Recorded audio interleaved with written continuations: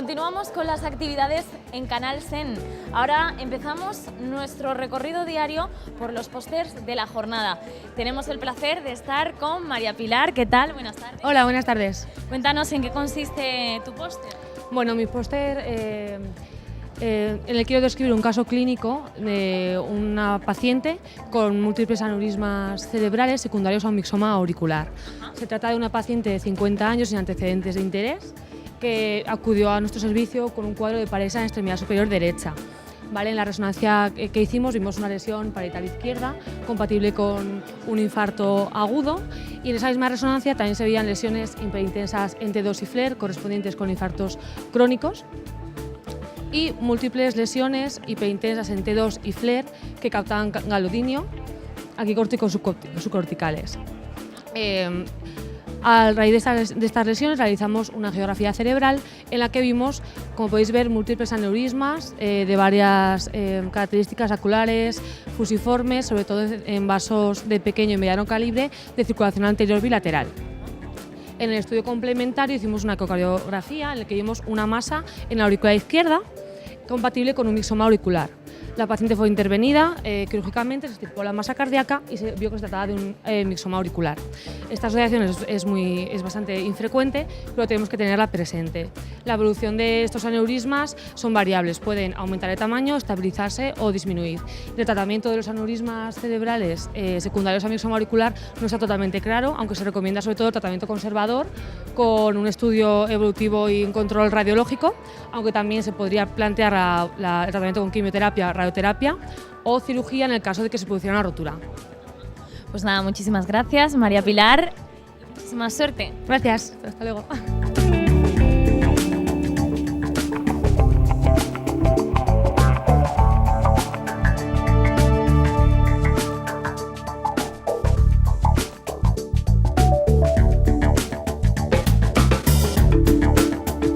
Continuamos el recorrido por la exposición de los pósters de la jornada aquí en el Hotel Sorolla, y ahora estoy con Astrid. ¿Qué tal? ¿Cómo estás? Hola, muy bien, gracias. Bueno, cuéntame en qué consiste tu póster.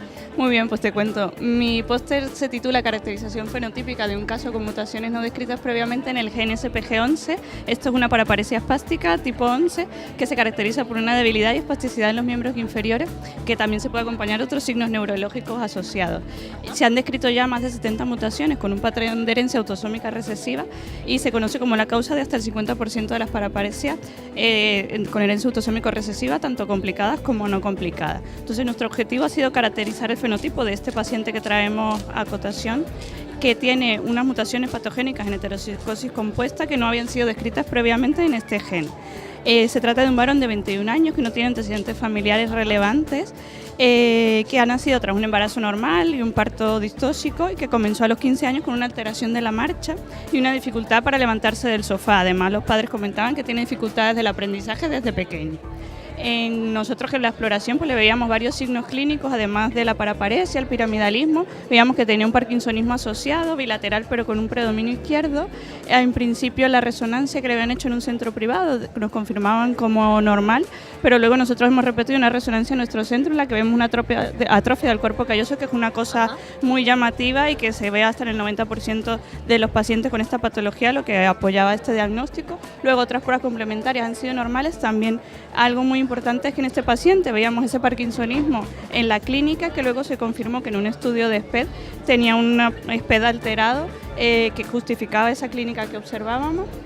Además, en una valoración cognitiva extensa, aunque en las escalas globales eran normales, veíamos que sí que tenía algunos fallos de fluidez verbal, de memoria a largo plazo, lo que nos habla de un déficit cognitivo leve que también se ha descrito en estas patologías.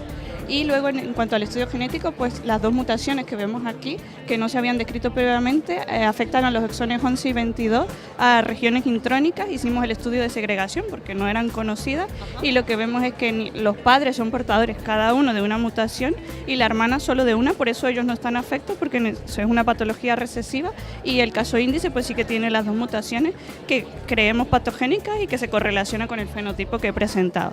Por eso decimos que el caso descrito presenta una paraparesia espástica, un déficit intelectual leve y un parkinsonismo en relación con mutaciones patogénicas en heterocigosis compuesta no descritas previamente en el gen SPG11, y que el cuadro es característico de esta patología.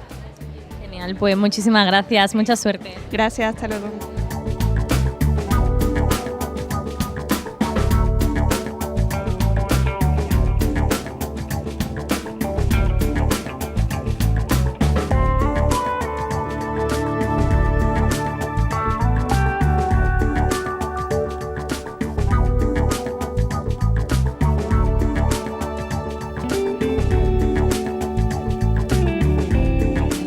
Nos encontramos en el póster de José Ángel, ¿qué tal? Bien, muy bien. Bueno, ¿nos puedes contar un poquito en qué consiste? Sí, claro. Pues mi póster es una revisión de una serie de casos sobre las trombosis venosas cerebrales, que son un tipo poco frecuente de ictus y que tiene mucha variabilidad clínica y por eso a veces pueden ser un reto diagnóstico. Entonces, en nuestro hospital, que es el Reina Sofía de Murcia, desde 2007 a 2017 cogimos todos los ingresos que tuvieron este diagnóstico, que fueron un total de 12 pacientes. Y de los 12 pacientes tuvimos, aquí están los porcentajes, yo voy a decir un poco en número, tuvimos 8 mujeres y 4 varones. La edad media fueron 48,8 años y había una serie de factores predisponentes que eran sobre todo patología neuroquirúrgica asociada, y dentro de las mujeres teníamos 3 casos que tomaban anticonceptivos y un caso de una paciente en el puerperio. En cuanto a la clínica, tuvimos que de los 12, 10 pacientes debutaron con cefalea, de las cuales 4 pacientes fueron con migraña, 4 con cefalea tensional y 2 pacientes con clínica de hipertensión intracraneal. Luego, de los 12, 7 pacientes debutaron con focalidad neurológica, un paciente con diplopia, 6 pacientes con hemiparesia y de esos 6, 3 pacientes también con crisis epilépticas. Y luego 2 pacientes debutaron directamente con un cuadro de encefalopatía. Y en cuanto a los resultados etiológicos, que están en esta gráfica de aquí, tenemos que del total de pacientes, 4 encontramos estados protrombóticos, mutación de Factor 5 de Leiden, un síndrome antifosfolípido, etc.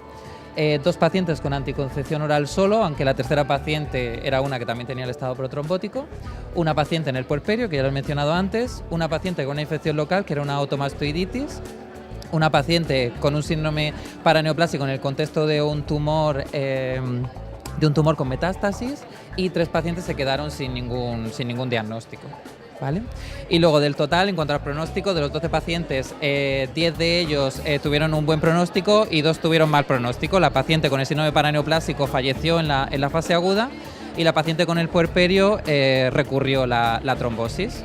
Y en cuanto a la anticoagulación, los pacientes con los estados protrombóticos mantuvimos anticoagulación de forma permanente, y el resto de pacientes de forma transitoria, una media entre 6 y 12 meses.